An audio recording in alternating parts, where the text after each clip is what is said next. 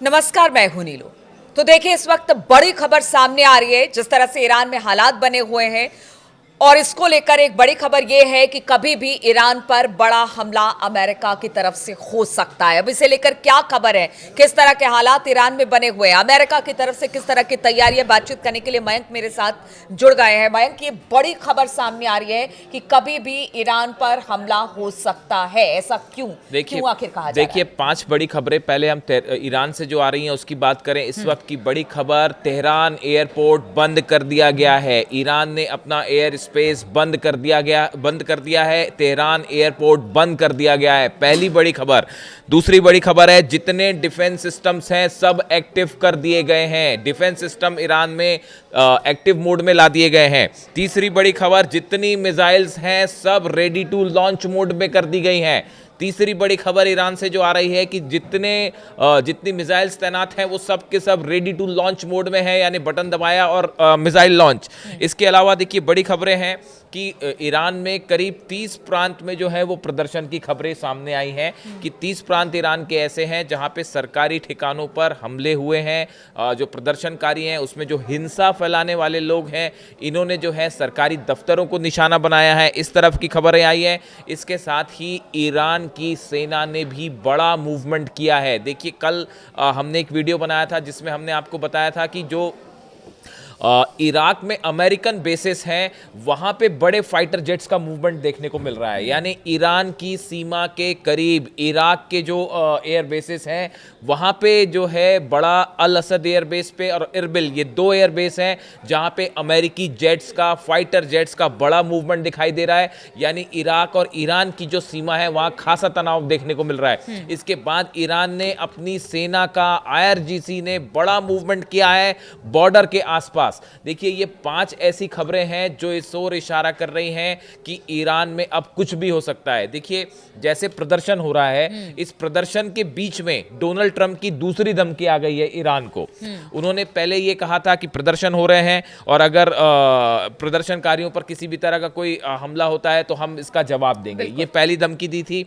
अब कल फिर डोनाल्ड ट्रंप की तरफ से धमकी आई है। उन्होंने कहा है, I have let them know that if they start killing people which they tend to do during their riots, we are going to hit them very hard. ये डोनाल्ड ट्रंप ने एयरफोर्स 1 जो उनका विमान है उसमें ही ये बयान वहां से जारी करके कहा।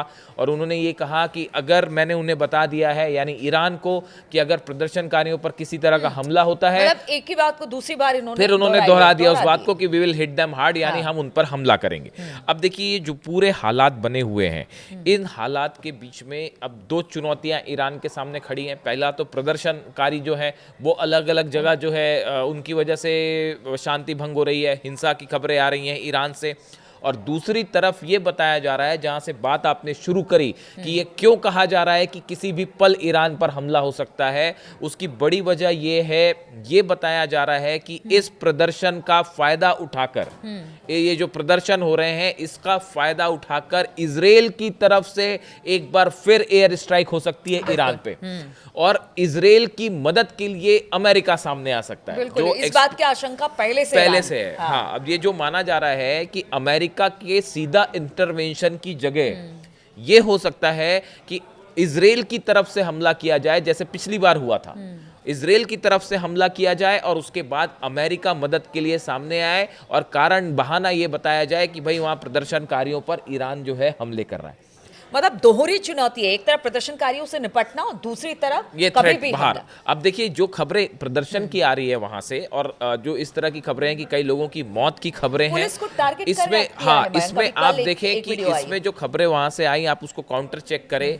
ईरान की सेना ने, ईरान के अधिकारियों ने पूरी कोशिश की है कि किसी भी तरह से जो प्रदर्शन कर रहे हैं उन पर हमले ना हो प्रदर्शनकारियों पे।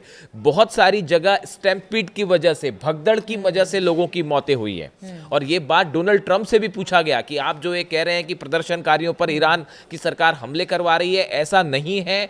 जिन लोगों की मौत की खबरें हैं उसमें बहुत ज्यादा मौतें इस वजह से हुई क्योंकि ईरान में अलग अलग जगह पर भीड़ की वजह से भगदड़ मची। बल्कि सरकार कह रही है कि हम बातचीत को राजी हैं। हाँ, और ये आदेश भी अली खामेनी साहब की तरफ से दिया गया है कि जो प्रोटेस्टर्स हैं, जो शांतिपूर्ण प्रदर्शन कर रहे हैं, उनकी सुरक्षा सुनिश्चित की जाए, उनके ऊपर किसी तरह का कोई हमला नहीं होना चाहिए।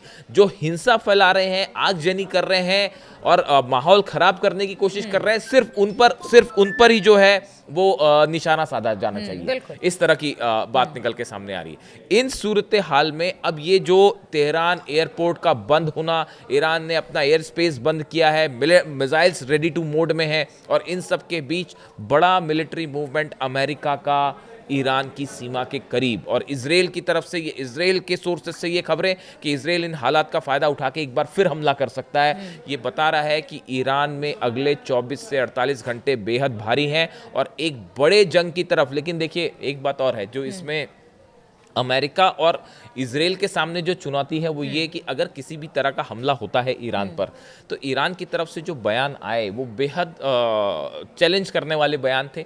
ईरान की तरफ से ये कहा गया कि अगर हम पर हमला होता है तो इस बार इजराइल पर एक साथ कई मिसाइल्स फायर हो जाएंगी। और बताया ये भी जाता है, जो खुफिया सूत्रों से खबरें हैं, कि 750 नंबर्स भी हैं उसके, कि तेल अवीव पर एक साथ 750 मिसाइल्स ईरान फायर कर सकता है। अगर ये स्थिति बनती है ईरान के सामने कि भाई वहाँ पे इंटरनल क्राइसिस भी है और उसके इस दौरान उसका फायदा उठा के हमले होते हैं, तेल अवीव पर, इजराइल पर एक साथ 750 मिसाइल सिर्फ एक शहर पर इजराइल के फायर हो सकती है। और उनकी तरफ से लगातार, उनके कमांडर्स की तरफ से, सेना प्रमुख की तरफ से जो बयान आए, अली खामेनी साहब के जो एडवाइजर्स हैं उनकी तरफ से बयान आए बार बार कि अमेरिका के जितने बेस हैं उन बेस में से कम 5 एयरबेस, क्योंकि ईरान में जो अस्थिरता है उसके लिए ईरान लगातार अमेरिका को ही जिम्मेदार बता रहा है। वो यही कह रहा है कि कहीं ना कहीं जो प्रदर्शनकारी है उनमें से जो उपद्रवी हैं उनको फंडिंग की जा रही है अमेरिका की तरफ से, इसलिए उन्होंने थ्रेट किया कि जहां कहीं भी अमेरिका का एयर बेस है फिर वहां उनके जो सैनिक है सुरक्षित देखिए ये बात को इसलिए और इस बात पर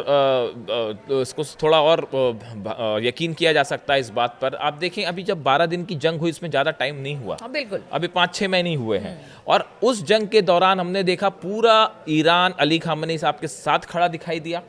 जंग के बाद पूरे ईरान में, तेहरान में जश्न हुआ और एक प्रकार से इसे अली खामेनी साहब की बड़ी जीत बताया गया कि इतने सैंक्शंस के बाद, अकेला युद्ध करने के बाद भी ईरान ने इजराइल को जो है वो युद्ध में करारी जो है वो शिकस्त दे दी और इतना बड़ा हमला कर दिया। और सबने देखा ईरान का पावर, पूरा ईरान एकजुट दिखाई दिया उन हालात में। और अली खामेनी साहब ने सबको धन्यवाद भी किया था कि ईरान जो है पहले से ज्यादा एकजुट है। ऐसा 5 महीने में अचानक क्या हुआ कि इतना बड़ा प्रदर्शन? इसलिए ये कहा जा रहा है कि ये तैयारी काफी समय से चल रही थी कि वहाँ पे कुछ लोगों को जो है उनके जरिए ये प्रदर्शन फैलाया जाए, इसको उग्र किया जाए और हिंसा फैलाई जाए। ये साजिश काफ़ी दिनों से चल रही थी। अमेरिका और यूरोप पर जैसे आरोप लगा रहा है, अमेरिका और इजराइल पर आरोप लगा रहा है ईरान, और इस साजिश के बाद अब ये हालात बने।